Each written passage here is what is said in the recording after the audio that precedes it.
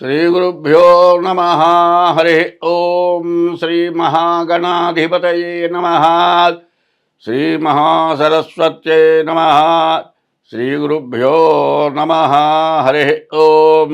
యః కర్తా జగతాం భక్తా సంహర్తా మహసాం నిధిః ప్రణమామి తమాదిత్యం బహిరంతస్తమోపహం. యః కర్తా, ఎవరు కర్త, సంహర్త, అందరినీ సంరక్షించేవాడు, మహాసాంనిధి, ఈ ప్రపంచానికి అందరినీ కూడా రక్షించేటువంటి నిధి లాంటి వాడు. సంహర్త మహసాంనిధి.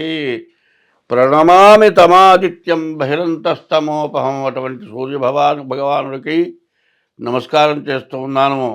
ఆదిత్యోర్కో రవిర్భానుర్భాస్కరశ్చ దివాకరః మార్తాండ సవితా హేళిస్తీక్ష్ణాం శర్మిహిరో రవి.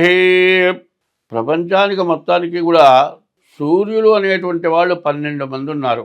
ఈ 12 మంది సూర్యులు ఎవరంటే మేషం దగ్గర నుంచి మీనాల వరకు 12 రాశులకు సంబంధించిన వారే అని చెప్పాలి. సరిగ్గా ఆలోచిస్తే 2025వ సంవత్సరం మార్చి నెల 1 నుంచి 30 వరకు మిథున రాశి ఫలితాలు చెప్పుకున్నాం. ఈ మిథున రాశి యొక్క ఫలితాలు 3వ రాశి. ఈ మిథున రాశి ఫలితాలు ఎట్లా ఉన్నాయి అంటే, ఈ మిథున రాశికి కూడా గురువు పూర్తిగా బాగాలేరు, శని కూడా, రవి కూడా దాదాపుగా బాగాలేరు. అయితే చివరికి వచ్చేప్పటికి శని రవి కలుస్తారు, బాగుంటుంది. కానీ ఈ రాశికి చెప్పాలి అంటే ప్రస్తుతం శుక్రుడు బుధుడు తప్పితే ఏ గ్రహం బాగాలేదు. కాబట్టి ఈ రాశి పూర్తిగా బాగాలేదు అని చెప్పాలి. ఈ రాశి వాళ్ళు కూడా తప్పనిసరిగా మీ జాతకం చూపించుకోవాలి. అయితే ఈ బాధ ఎందుకు వస్తుందనే ఒక మాట చెప్పాను కదా. మనం పూర్వజన్మలో చేసుకున్నటువంటి పాపం కానీ, ఈ జన్మలో చేసిన పాపం కానీ, మనల్ని కన్నవాళ్ళు చేసిన పాపం కానీ, మనల్ని పెంచిన వాళ్ళు చేసిన పాపం కానీ, మనకు కలిగిన సంతానం వల్ల కానీ అనేక రకాల పాపాల వల్ల రకరకాలైన బాధలు కలుగుతూ ఉంటాయి. అది ఎట్లా ఉంటుంది చెబుతాను. రోజు అన్నం వండుతున్నామండి. ఓ రోజు గిన్నె పొయ్యి మీద పెట్టావు, సగం అన్నం మాత్రం బాగా ఉడికింది, సగం అన్నం ఉడకలే. ఏం గిన్నెలో మొత్తం ఉడకొచ్చు కదండి. సగం ఉండి ఉడికి సగం ఉడకపోవడానికి కారణం ఏంటంటే, ఓ పక్క చూసావు ఉడికింది అనుకున్నావు, దింపావు, తీరా తినబోయేప్పటికి సగం అన్నం ఉడకలేదు. ఇదేమిటి? నీ కర్మ వల్లే జరిగింది. ఇట్లాంటివి రకరకాలైన సమస్యలు వస్తూ ఉంటాయి, రకరకాలైన బాధలు వస్తూ ఉంటాయి. వీటిని అన్నింటినీ కూడా తప్పించుకుంటానికి ముందుగా మీ ఇష్టదైవాన్ని ఎప్పుడు పూజించాలి. ఇష్టదైవాన్ని పూజించడం చేత మీకు ఎప్పుడు కూడా బాధలు తొలుగుతాయి. ఇష్టదైవాన్ని పూజించడమే కాకుండా ప్రతిరోజు కూడా హిందూ అయి ఉంటే శివాలయానికి వెళ్ళి చామంతి పూలు, తర్వాత మారేడు దళాలు తీసుకొని శివాలయంలో 11 ప్రదక్షిణాలు చేసి ఆ చామంతి పూలు, మారేడు దళాలు శివలింగం మీద పెట్టించుకోండి. తర్వాత నవగ్రహాల గుళ్ళోకి వెళ్ళండి. సూర్యగ్రహం దగ్గర దీపారాధన చేయండి. అక్కడ 9 ప్రదక్షిణాలు చేయండి.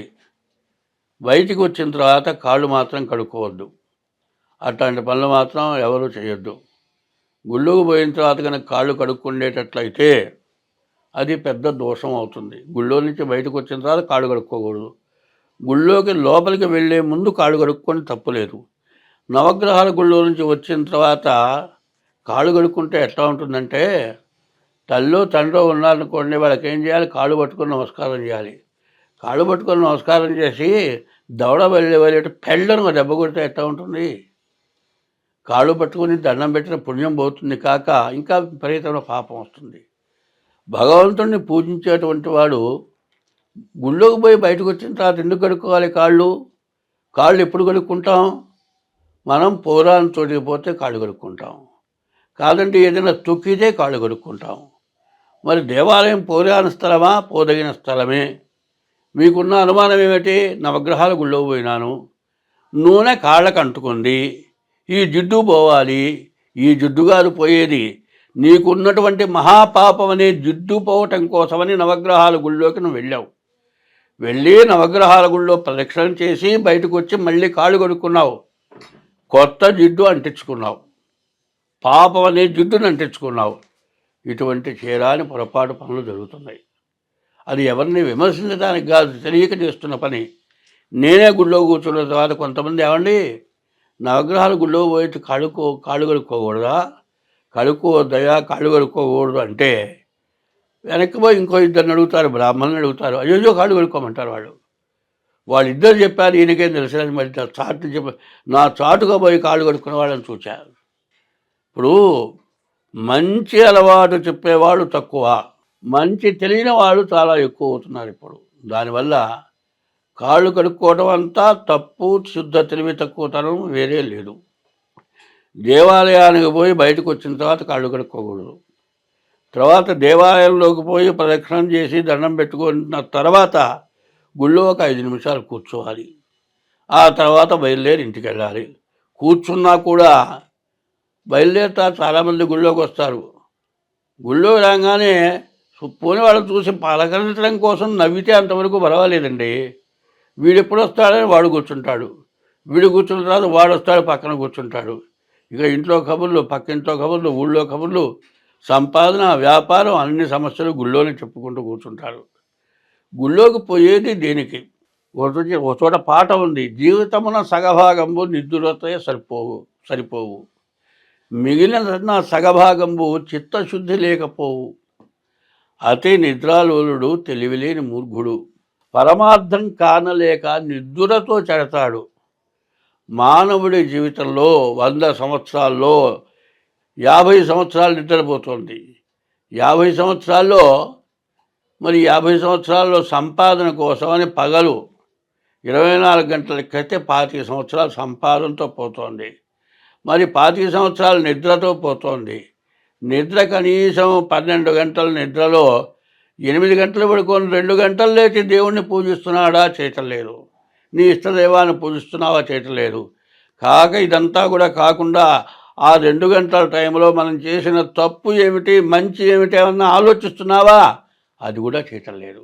మంచి చెడుల విచారణ చాలా అవసరం. ఎందుకంటే ఒక్కోసారి పొరపాటు జరుగుతూ ఉంటుంది. పొరపాటు పనులు కావాలని చేయం, దారిన పోతూ ఉంటాం, ఒక బల్లి కింద నడిచి వెళుతూ ఉంటుంది. కాలు ఎత్తి వేసేటప్పుడు ముందుగా చూడం, కాలు శాంతం కింద వేసేటప్పుడు చూస్తే ఆ కాలి చెప్పు కింద బల్లి ఉండి నలిగి పటాపంచలే చచ్చిపోతుంది. కాదండి, ఆ బల్లి మీద కాలు వేయకుండా ఆపావా, నువ్వు పడతావు.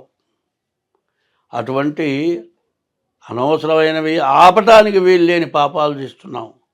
అటువంటి పాపాల నుంచి విముక్తి పొందటానికి ప్రతిసారి కూడా, ఎప్పుడు కూడా మన జీవిత సమస్యకి మన యొక్క భగవదారాధన, భగవంతుడిని పూజించడానికి అన్నీ మనకు చాలా అవసరమైనవి.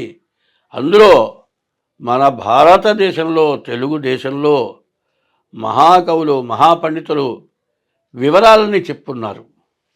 భాగవతం లాంటి విద్య ఇంకోట్లేదు, అందులో చూసుకోవాలి. ఇంకా జ్యోతిష్యం ద్వారా తెలుసుకొని మీ యొక్క జాతకాన్ని పరిశీలించుకోవాలి. ముందు మీ డేట్ ఆఫ్ బర్త్ ద్వారా జాతకాన్ని చూపించుకోండి. అప్పుడు మీ ఫలితాలు ఏంటో చెబుతాము. దాని ద్వారా మీకు అంతా బాగుంటుంది. స్వస్తి.